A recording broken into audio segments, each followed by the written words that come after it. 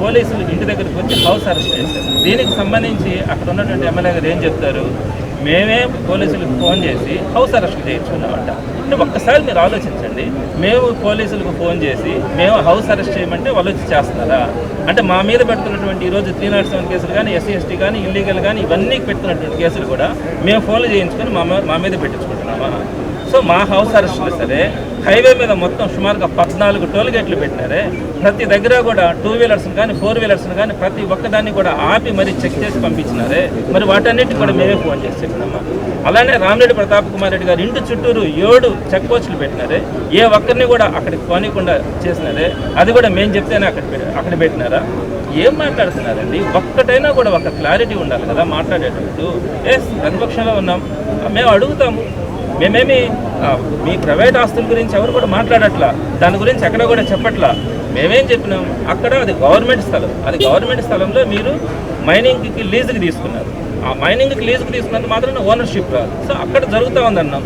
సరే, అది మీకు పొరపాటు అనిపించింది. అక్కడ డ్రోన్ కెమెరా కూడా ఎక్కడైతే కూడా తప్పు అనిపించింది. మీరే చెప్తా ఉన్నారు కదా, ఒక ప్రైవేట్ ప్రాపర్టీ జోలికి రావడం కూడా తప్పు కదా, మీరు ఎలా సమర్థిస్తారని మాట్లాడుతున్నారు.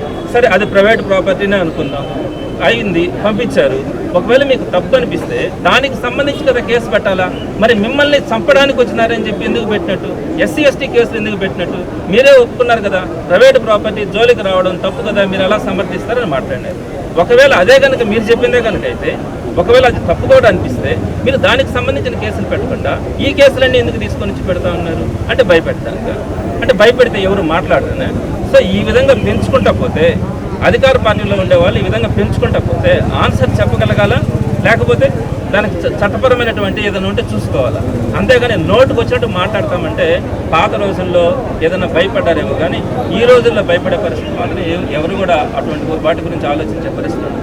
కాబట్టి అందరికీ కూడా ఒకటే చెప్తా ఉన్నాం, కొంచెం సంయమనంతో పాటించాలా.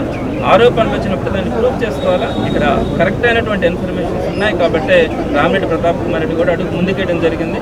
మరి ఈరోజు ఆయన ఆప్షన్స్లో తప్పకుండా వాళ్ళ క్యాడర్ కావల్లో ఉన్నటువంటి వాళ్ళందరూ కూడా ఉన్నారు. వారితో పాటు జిల్లాలో ఉండే నాయకులు కానీ కార్యకర్తలు అందరూ కూడా కలిసి పనిచేయడం కూడా జరుగుతుందని చెప్పి తెలియజేస్తారు. మేమింతే తగ్గించే అమ్ముతాం, మా రేటే separate.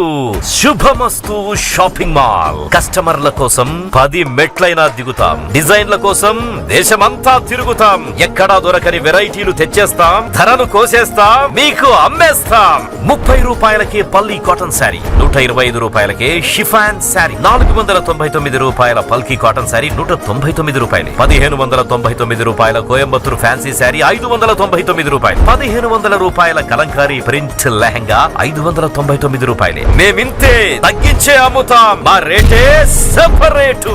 Subhamastu shopping mall, BRC centre, Nellore. Hi Nilor, please subscribe to N3 TV.